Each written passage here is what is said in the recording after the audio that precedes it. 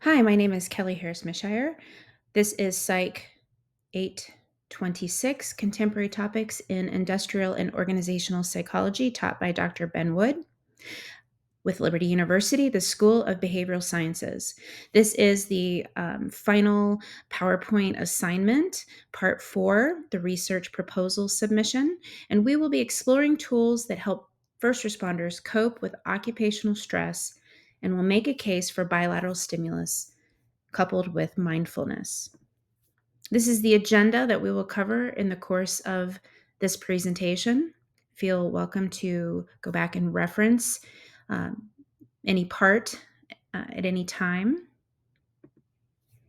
And the overview of this presentation is, quite frankly, first responders manage emergency situations that impact public health and safety, making this systematic review of research on the effectiveness of psychological interventions for post traumatic symptoms within public safety so important and paramount. First responders endure occupational stress that warrant research supporting this population. The overall goal of this presentation will be to explore um, and support public safety, specifically through bilateral stimulus coupled with mindfulness versus mindfulness only without BLS.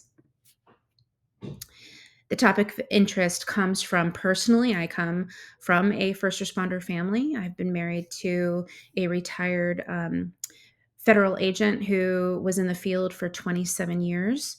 And professionally, I have been serving public safety since 2012, and it is where my clinical work currently resides. I am with a small private practice where I specialize in maladaptive coping, addiction, and trauma, almost exclusively working within the field of public safety, but I do have some military clients as well as healthcare professionals. And I do work with all of those populations, adult family members as well. Background on this topic: first responders will, for the purpose of this presentation, include firefighters, paramedics, police officers, corrections officers, dispatch, and other emergency personnel. We'll take a look at how they face high levels of stress and trauma that can be a significant impact on their mental health and well-being.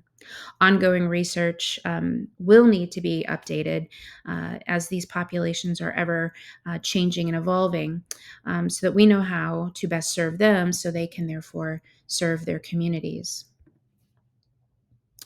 Those who serve within public safety are frequently posed with traumatic events, including life-threatening situations and witnessing severe injuries as well as death. They face numerous health risks, both physical or physiological and psychological. The high emotional demands and significant stress associated with their responsibilities can have an adverse impact on their psychological and physical well-being. But many of these risks can actually be prevented or at least reduced with quick treatment. And we'll be looking at some of that that can be potentially looked at research in the future, like ongoing research, as well as the deeper dive within to BLS and mindfulness that we'll do in the course of this presentation. So the need for studying this topic really drills down to the fact that first responders, firefighters, emergency medical service personnel, all other first responders are frequently exposed to trauma, to critical incidents, and these things put them at a greater risk of stress-related psychopathology. It just means traumas and the corresponding health problems that go along with that exposure, and at a much higher rate than that of the general population. A deeper dive in the need for the study on this topic is that within law enforcement, non-fatal work injuries are at a rate 3 times higher than that of other workers. And there's some ongoing themes within occupational health, safety, and wellness concerns that law enforcement has looked at: work schedule being problematic, shift work, occupational stress, just the wear and tear of the job, the stress that they will incur in the course of their career, the work equipment that they use, workplace health promotion, and as well as the operational risks.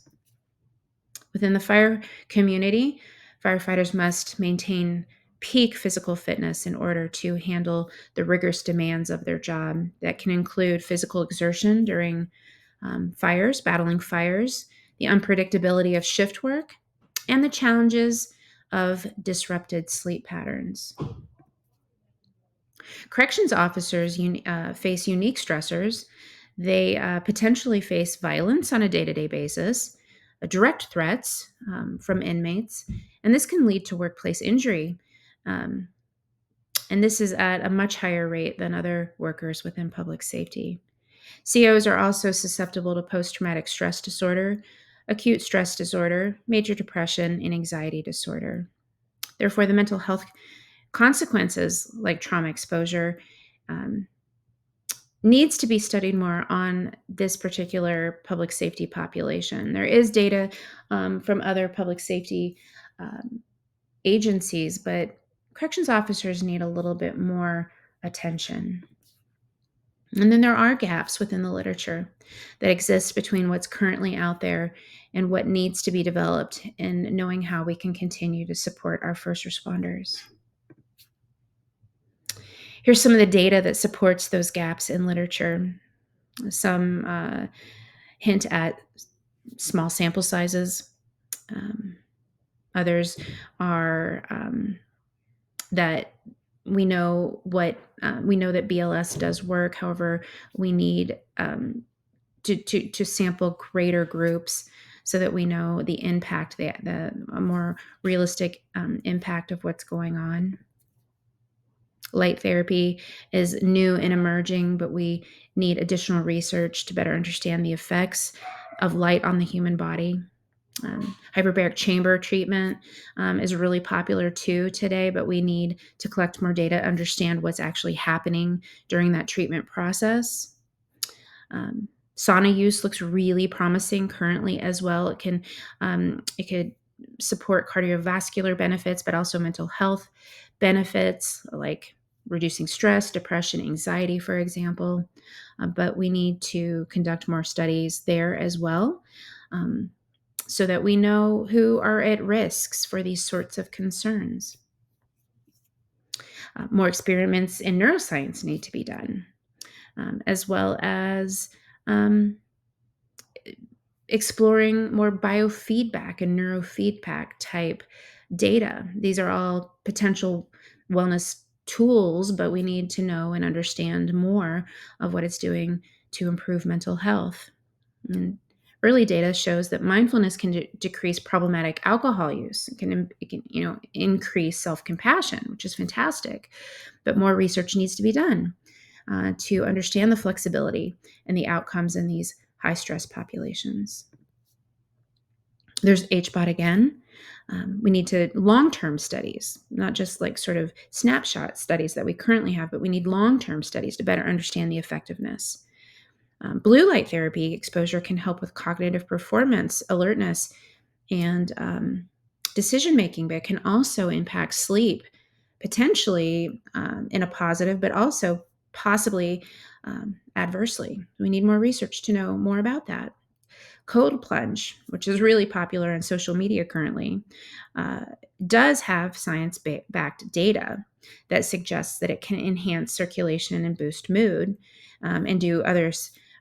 Various things as well, but we need more studies to gain a deeper understanding of what it is actually doing. So, the problem here is that first responders need better tools. They need more and better tools to help them manage their stress, to mitigate maladaptive coping, to reduce the trauma response, and to promote post traumatic growth. We got to get these people within public safety feeling better. Some potential tools, we've looked at the need for more research, the gaps in literature, but the potential tools that can be coupled with this do include what's already been covered: hyperbaric oxygen treatment. It's a technique that administers 100% pure oxygen, supports the body and facilitates the healing process, can do a number of things like help cure traumatic injuries, but also physiological infections, conditions. Sauna use appears to improve health and wellness as well. There's light therapy again.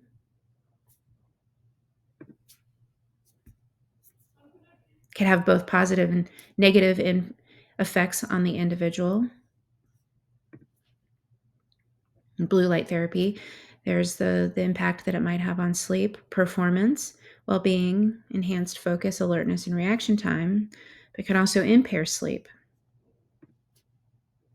Cold water immersion or cold plunge can be highly effective in these various ways: quality of sleep, stress, fatigue, energy, skin health, immunity, inflammation, well-being, mental well-being, depression, anxiety, mood, concentration, alertness, on and on and on. Cold exposure therapy is associated with reducing inflammation, improving the recovery of the physical and mood aspects of the body. But now we look at the crux of this presentation, the tool that we will research, will start with, so to speak. The tool that we'll study for the purpose of this study will be bilateral stimulation, or otherwise known as BLS. Well, what is bilateral stimulation? It is the therapeutic technique that involves alternating stimulation between the left and the right sides of the brain, often utilizing eye movement, auditory cues, or tactile sensations in an effort to relieve stress and foster healing from trauma. Some unique contributions of the study include fast feet forward protocols using BLS. Could result in potential effectiveness for individuals working through complex trauma and further suggest opportunities for future research, particularly with other populations who incur PTSD. 25% of participants showed improvement utilizing binaural beats to reduce stress and enhance focus, productivity, and well-being. And wellnesses like meditation are gaining popularity for effects on mental well-being. Bilateral stimulation techniques can alleviate stress. Mindfulness can encourage self-compassion. Physiological, psychological flexibility may also reduce burnout, support alcohol use. So therefore, this is to conclude that mindfulness combined with BLS could, in fact, have a positive effect. Therefore, the hypothesis will be first responders who participate in bilateral stimulus plus mindfulness exercises will experience decreased occupational stress compared to first responders who participate in mindfulness only. The method used will be a minimum of 200 first responders. This will be a large sample to maximize statistical power. Participants will be volunteers throughout the state of Arizona, and they will currently be participating in counseling services. They will also be both male and female from various races, and they will be required to be at least a minimum of 18 years old to participate. Participation, as I said, is voluntary entirely. It's going to be coupled with clear communication that each participant's identity will be anonymous. It will not be disclosed in any way, and HIPAA guidelines will be observed. Ongoing, the method will include a pre-test, post-test design with 2 independent groups, and they are mindfulness only and mindfulness plus BLS. The survey will consist of 8 questions, utilizing bilateral stimulus coupled with mindfulness, or just guided meditation without BLS stimulus. At the beginning of the study, they will be given this 8-question survey, and after it concludes, assessing the effectiveness of bilateral stimulus, if there is anything that makes BLS more impactful when you couple it, utilizing it with mindfulness practice. Here is a copy of the survey. You'll see that it ranges from 0 to 4, not at all the way up to all of the time. The timeline Participants are provided a link via email prior and post the 8-week exposure to bilateral stimulus. So take the test that launches the 8 weeks exposure to the treatment with bilateral stimulus coupled with mindfulness or just mindfulness without bilateral stimulus, followed up with the survey once again. The independent variable has 2 levels, bilateral stimulus and mindfulness. The dependent variable is a self-reported occupational stress scale, which I've already shown you a copy of the survey. The dependent variable is in the context of looking at first responders' ability to cope in healthy ways, utilizing mindfulness with and without BLS. How will the dependent variable of looking at how first responders cope with stress in healthy ways? Well, administering the questionnaire, using the Likert scale, collecting responses over a 2-week period of time after the 8 weeks are concluded, and then analyzing and interpreting the data.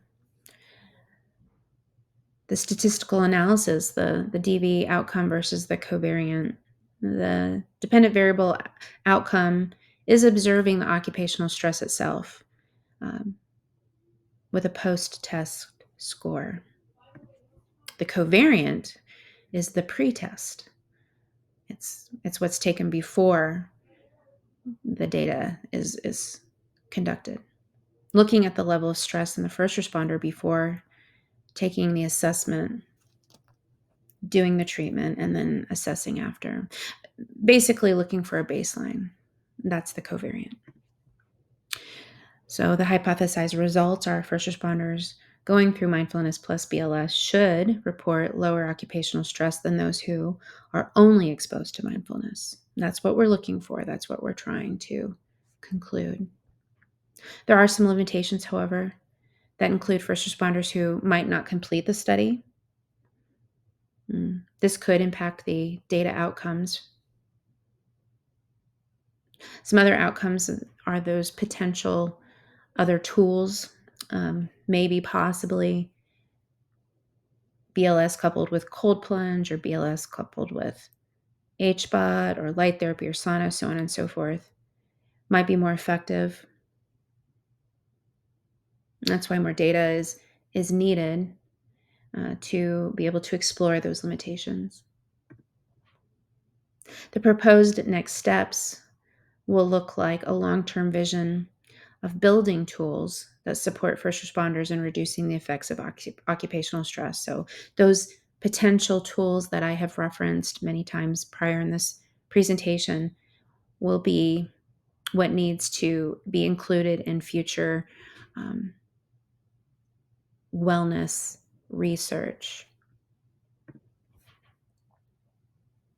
And what does the Bible say about all of this, about wellness, about healing? Well, there's nothing specific in the Bible about bilateral stimulus or overtly specific about mindfulness or any of the potential tools that we've discussed for that matter. But we do get hints or insight into what the Bible says about wellness, taking care of the body, and pursuing healing. And we can look at community support for one. We are asked to carry each other's burdens, and in this way you will fulfill the law of Christ. That's Galatians 6:2.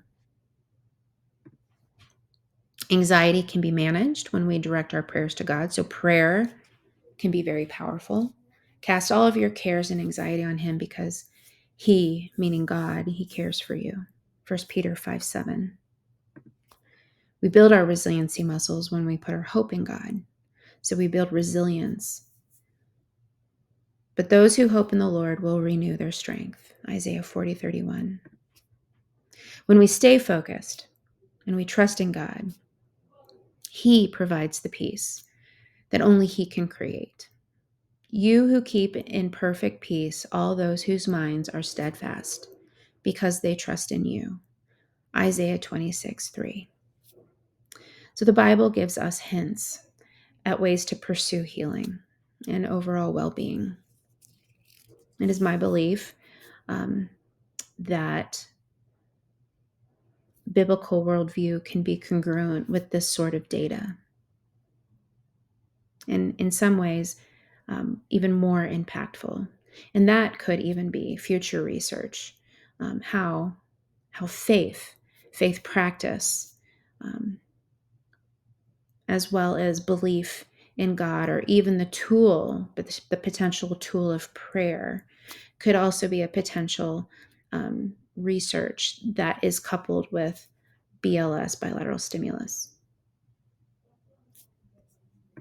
The resources and references used within this presentation are as follows.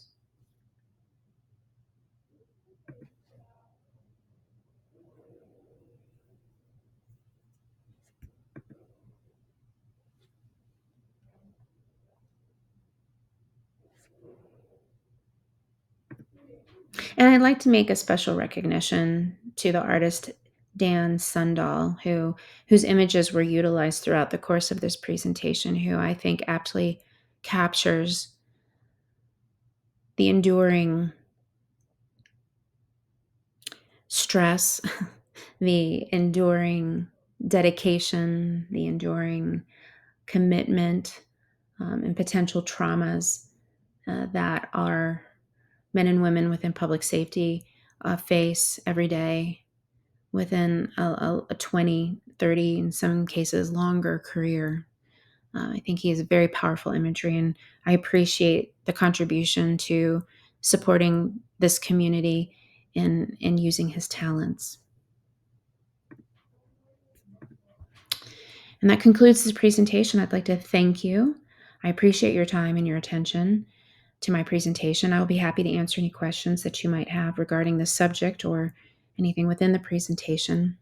I have no known conflict of interest to disclose, and any correspondence concerning this presentation that you would like to address should be sent to kmishire@liberty.edu. Thank you again for your time, and God bless you.